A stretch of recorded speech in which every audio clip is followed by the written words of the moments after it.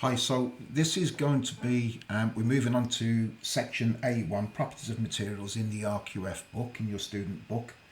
And this is the properties of construction materials. So we're going to look at the various aspects of materials when we determine or we make decisions on the design process. So it's all very well saying that we're going to choose concrete and we're going to choose steel and we're going to choose some timber and some brick, and that's what we're going to do. But why? Why do we choose this particular concrete? Why do we choose this particular steel? So we need to understand the properties of materials in how they perform. So that's what this is about. This will be followed by parts 2 and part 3 when we start to look at embedded carbon, embedded energy in the extraction and manufacturing of materials. Mostly this is about concrete, the 3 presentations, mostly. And that's because what I want you to do is to look at the material, look at concrete the way I cover concrete, and I want you to cover steel, timber, brick in the same way. So when I mention things about, like I say, like aesthetic appearance, what about the appearance of concrete? Is it ugly? Is it beautiful? What can we do to beautify it? There'll be examples of that. So what can we do with steel? What can we do with timber? Okay. All right. So the first thing we need to look at is the strength. Okay. So that property really is about the strength of the material. Now you all understand about the maximum stress that material can withstand prior to failure, and we also understand that when materials exceed their yield point, then we get to what's called deformation or deformity, and the material fails. So the nature of load and the nature of stress, the strength is defined. So we know that stress and strain is part of Young's modulus elasticity. We also understand about shear stress and bending moment on beams, steel beams, and it's no different to concrete. Concrete under compression can be compressed, it can be extended, it can be bent. So there's lots of different ways of looking at strength in materials, but remember that we need to make sure that when materials are put under load, they don't go past their yield point. We also need to take into account what's called creep. So you get concrete creep, steel creep, and effectively temperature and load can have a big or an adverse effect on materials where the elasticity can expand. Also, we have to remember about contraction, because like steel, in extremely cold temperatures, they behave differently. So certain alloys, certain types of metals within alloys, we can design for extreme temperatures. Imagine an aeroplane, metal aeroplane, and it can be minus 150 degrees at 33,000 feet. So how does the aeronautical engineers have to understand what type of material they need to use, and likewise in structures in very heated areas, Mediterranean, Middle East, or in the Arctic, in Greenland, in Finland, how do materials react to extreme temperatures on the other scale? Okay, so for example, an adequately designed structural member or machine element is not expected to fail under normal operating conditions. And of course, you'll remember when we spoke about bending moments and shear force and elasticity, we also spoke about something called the safety factor. So when we determine the percentage of alloys, especially carbon, which dictates the amount of elasticity in a material, we need to make sure that that is fit for purpose under load.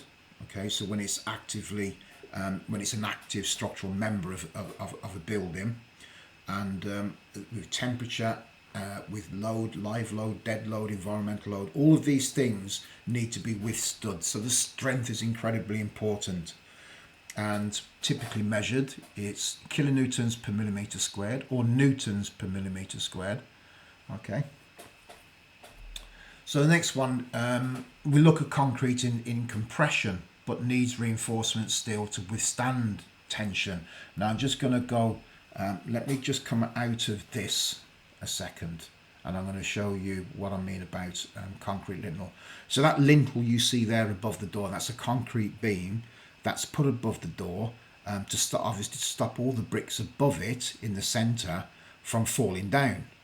Okay, now I'm just going to put this. I'm just going to show you a quick sketch of some of the options we've got available to strengthen concrete.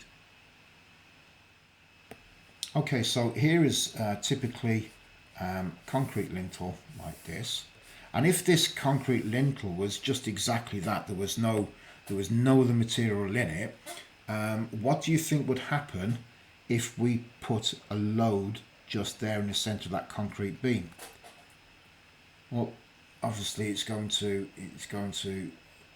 crack like so, and it's going to fail under compression. Okay, it's going to fail under load, so that's not very helpful at all. A concrete beam like that, if it was laid on a floor, for instance, as a step, that's okay, because the load is being dispersed through the ground. The load is being spread all along the beam and through the ground, dispersed like that. So that's not a problem. That's not a problem. So when we talk about doorways and we talk about strength of the brickwork, what we do is we put reinforced steel inside the beams. I'm going to do these in blue. So we've got this network. We've got this network of reinforced steel bars that are placed inside a mould initially, and then concrete is poured in. And then what happens then is when we put a load in like this, then all of that load is transversed or dispersed through the concrete and through the steel, and it's got a certain amount of elasticity involved with it because of the steel. The steel has that elastic modulus within it, and it's got something called deflection or flexure. So deflection is key in designing beams like this, beams under load. And of course that's got a yield strength, so we know that we calculate how many, with a domestic house, we calculate the weight of the building above, so we calculate the type of concrete, the design mix as we call it, the strength of the concrete, plus the reinforcement steel bar with inside that to withstand certain loads. Now we've got another type of beam. By the way, this one is called pre-stressed, and what that effectively means is that the steel bars themselves, like this, they're put under strain, under tension, they're pulled apart. When the frame is made, they're pulled apart like this, and then they're placed into the mould, and what you'll see is these, let me just, there we go. You'll see that these steel rods actually are being pulled outwards through the mould, through the ends of the moulds, and they're put under tension like that, and then the concrete's poured on them, and then it's left to cure for 28 days. And when the concrete has gone rock hard, what happens then, we come along and then we just cut these ends off, both ends like that, and then that's what's called pre-stress. So the metal is stressed already before we put the concrete in.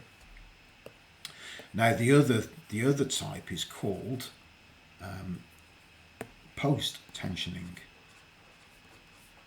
Post-tension. Now with this, it's the same kind of system again, like this, but the concrete, the steel is put in to the moulds like this, and the concrete is poured in. There's no tension. Nothing's been pulled apart yet. And they pour the concrete into this mould, and then after a few days they put X amount of tension. They start pulling the cables, the steel rods, reinforcement bars, they start pulling them apart at week 1 as the curing process carries on. Then at week 2, or a determined period of time, that will depend on what type of tension that they would require. So what happens is all throughout the 28-day curing period of these post-tension beams, the tension is pulled even tighter and tighter and tighter until such time after the curing process that they're cut off like that. Now the beauty about post-tensioning, which they do on massive scale on huge structures, is that it's got a very, very good advantage. If you look at this here, if that typically was a pre-stressed beam, and let's say that that was 150 mil, to achieve the certain amounts of load-bearing force equals X, with a post-tension, it's far, far stronger. So what happens there is that we probably only need 100 mil depth of concrete to achieve the same Fx. Okay, so that's obviously got space saving issues between floors. You can put the extra services in under the concrete surface, lighting services, air conditioning services. It creates more space, and obviously you pour in less concrete. So that's very important. So what we want to do, go back to the PowerPoint there, and we'll carry on. But this is to give you some idea about certain options that are available for materials to perform appropriately for their use. Okay, so that they do their job. We're not over exceeding the yield point. The building has a certain amount of flexibility or deflection, and everything returns back to its normal state once the live load has passed or environmental load has passed, etc. So this one here, in terms of timber, timber carries, the timber carries its strength across its grain, but its weakness is along its grain. You can see there along the grain, so the grain runs lengthways, longitudinally, okay, and you can see that guy there is splitting that tree trunk in half by using just that sledgehammer, which is not the biggest one in the world, and just a wedge, as a steel wedge. And you can see that the actions of that, you can see how weak that building is, like that. So I just want to show you a couple of images, well, not images, I want to show you a couple of sketches in the various various ideas about the strength in timber. So on the example that we just saw there, let's go for green. Obviously, when we drive that axe down through there, then that was splitting all the way through. However, if we was to place, see, that's not the weakest point. It is the weakest point if you're doing that. But if you was to place something on there, let's suppose you was putting another beam on top of there, another column, so on and so forth. Well, all of that force and load is transversed, again dispersed through the trunk. Yes, you will have compression, but that's you're not going to cause too much damage to that. Obviously, if you exceed the force down like that, then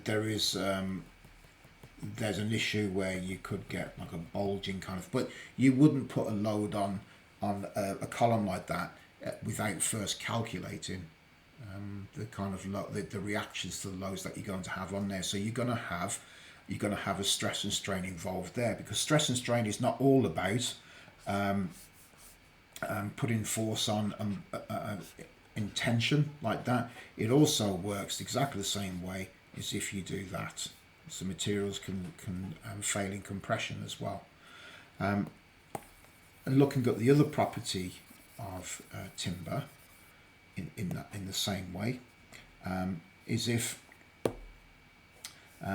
we lie the log down like this, and then we get that same axe like that, and then we hit down through there, all of that load is just going to, all of that force is just going to be dispersed through the tree like that, and there's going to be very little damage, probably just about there, but it's not going to adversely affect that. So what we're saying then is that the weakness is definitely along there, that's the weakness there. If we was to split the log in that direction, but obviously it can be very, very compressional resistant as well, if we weren't trying to chop it in half, if that makes any sense.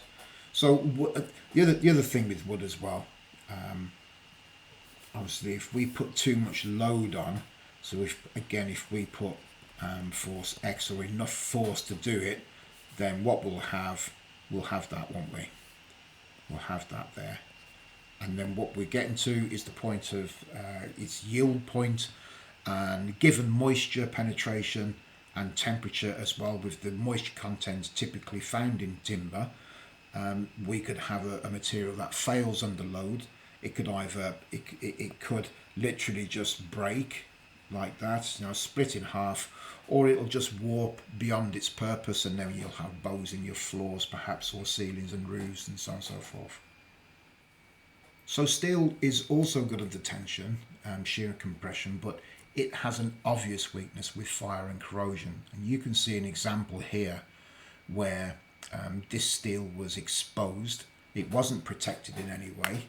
The weird thing about steel is that if you apply heat to steel over a controlled period of time, as you raise the temperature gradually, then steel will melt. It'll bend, deform, it'll melt, and eventually it'll start dripping. It'll turn to a fluid. However, what people don't realise is that if there was an extremely high temperature fire that suddenly started, perhaps through chemical explosion, the steel can shatter, steel can explode.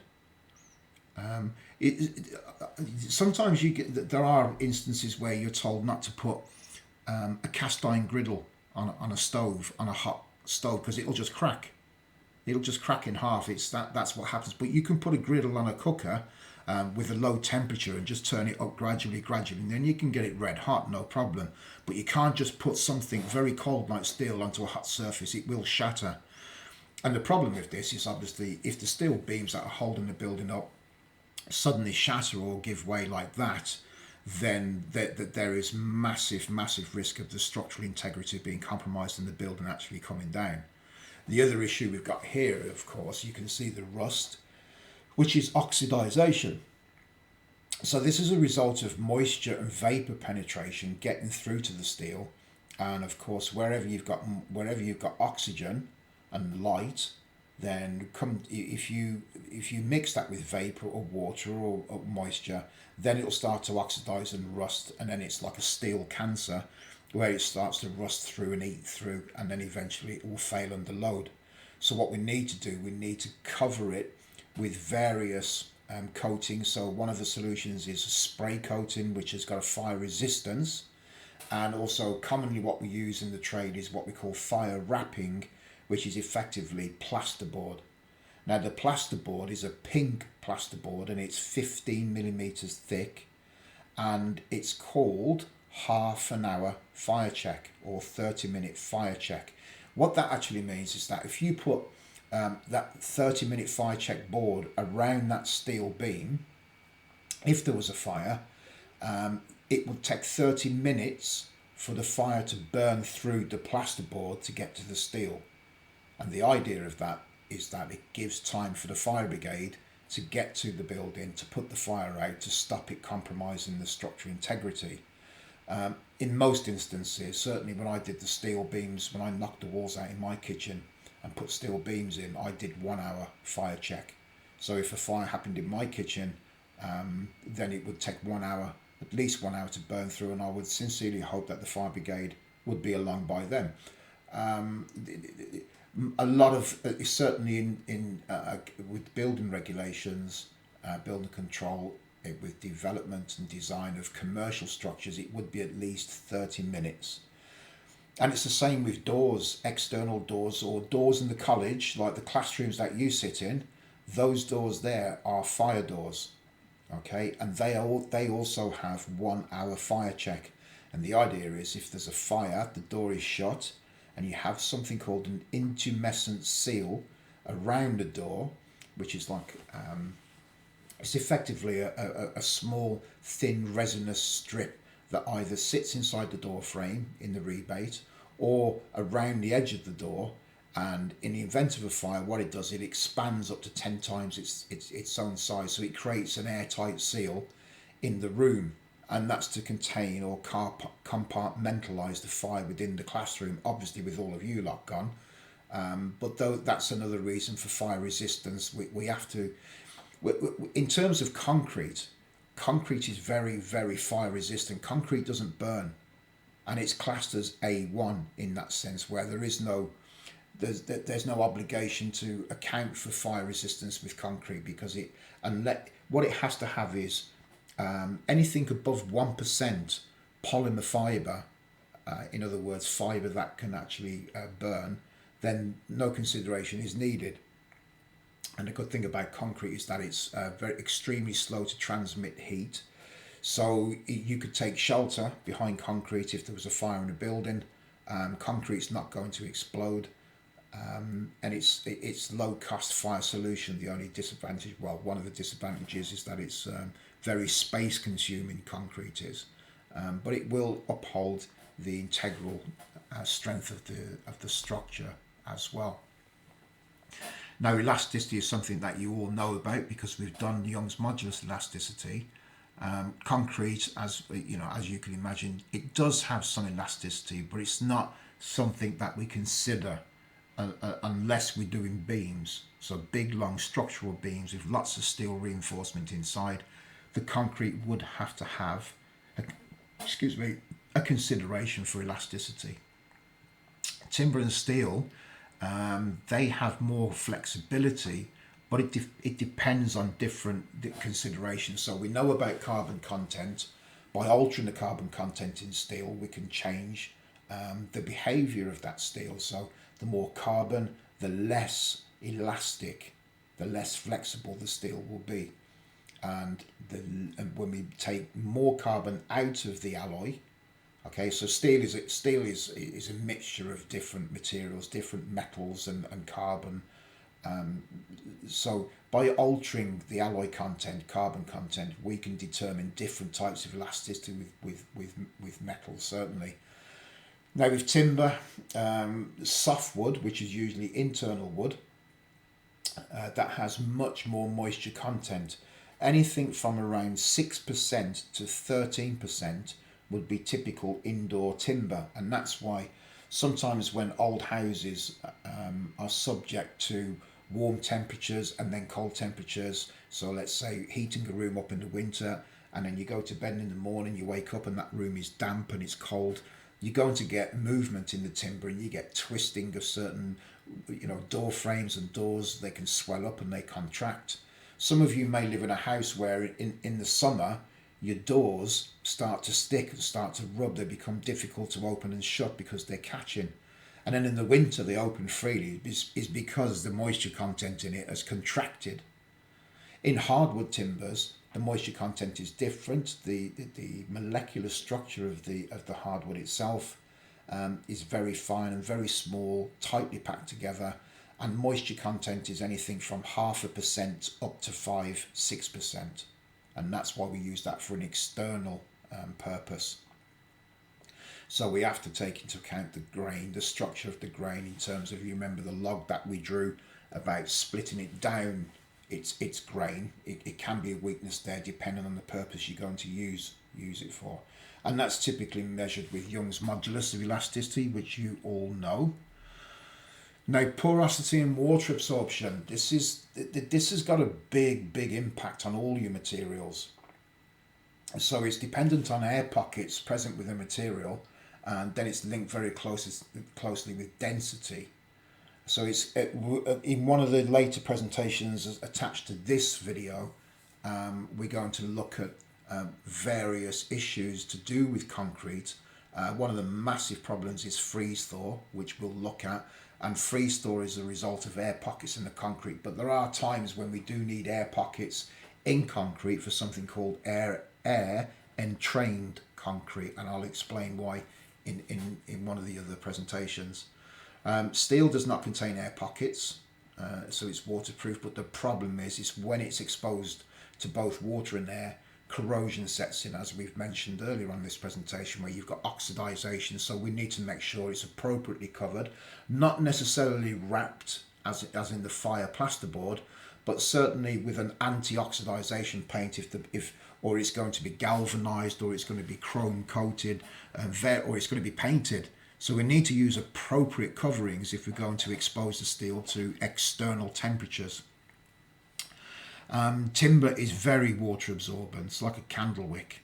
Okay, so I've explained about the percentages about content and how it reacts to heat and temperature and moisture, and the density of material. So obviously a material becomes heavier and denser the more moisture that it takes on board. So density would typically be measured in mass per unit volume, so that would be kilograms per cubic meter. So you remember when we did the humidity and we calculated the amount of moisture in the air, we calculated it as in kilograms of air per cubic meter, if you remember that.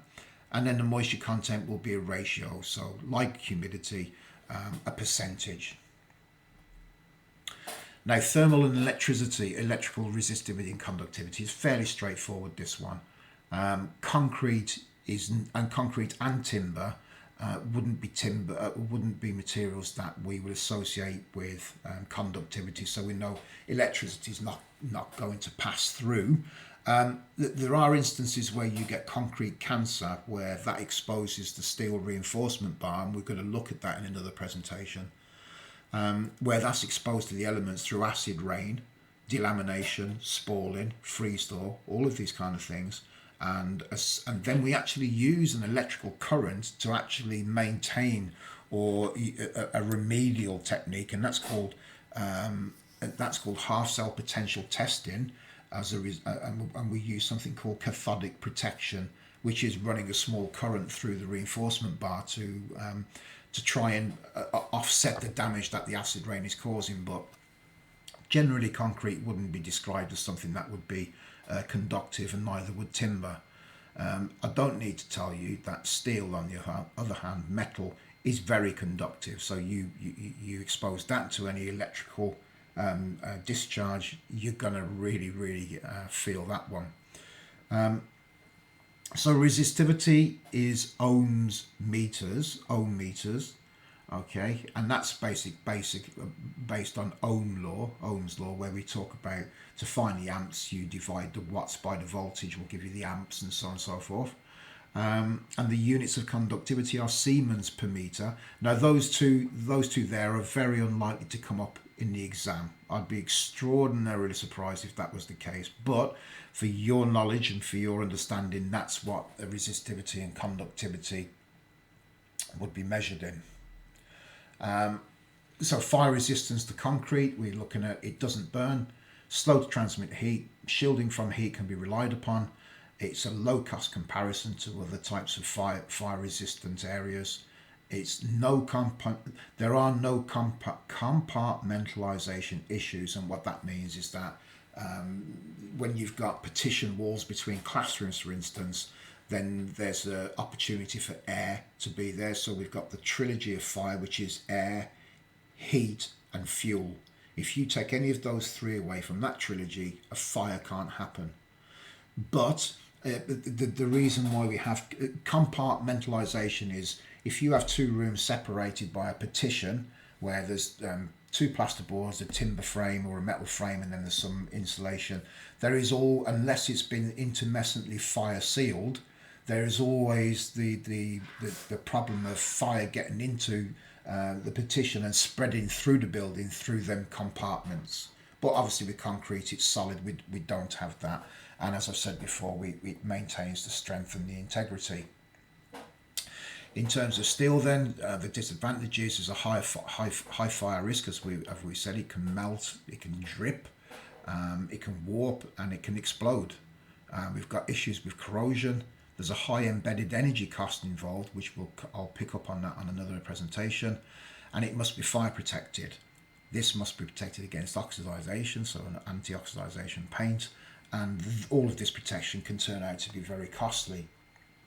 So if you take a look at the top left corner, you can see that where that's been sprayed onto the beam, and then obviously the rest is self-explanatory. The one on the bottom left is typically where a wall has been taken out. You can see on the left an extension's been built, looks like a bit of a kitchen extension, if you ask me. And you've got the brickwork, which is brickwork here, which is holding up what we call a pier. So that's holding up this steel beam like this, and then we've got that 15mm fireboard here, and then you've got what's called gyprock tin partitioning. You fire these rails onto the underside of the steel, and then you fix the plasterboard onto the beam, and then this is all plastered off to match the ceiling and decorated. And also typically you would have the pier, this brick pier here that's holding up the steel, that would be wrapped in the pink fireboard as well. And then you can see some of the extravagant warping and damage a fire has been caused to this particular area. And you can see again, that's an image that we've seen previously.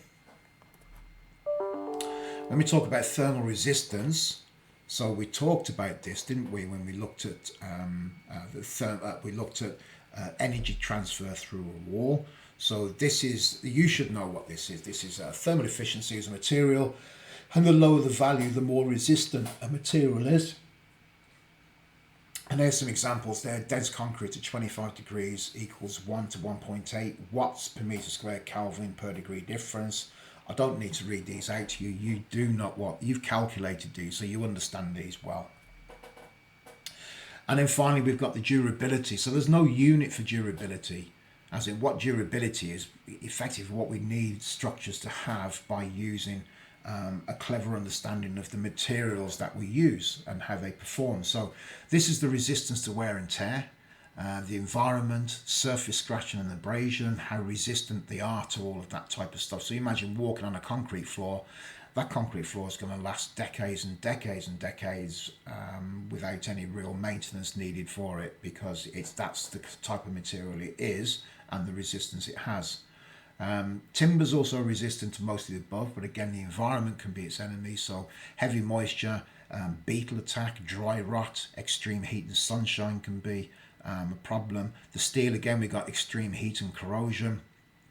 And all of these materials have durability considered when choosing them with designing mind, as I've said. So good planning of preventative maintenance and installation can ensure durability beyond the whole life cycle of the building. So effectively, good maintenance and regular maintenance of all of these materials ensures that the materials remain fit for purpose during the whole life cycle of the building. And that can only be a good thing.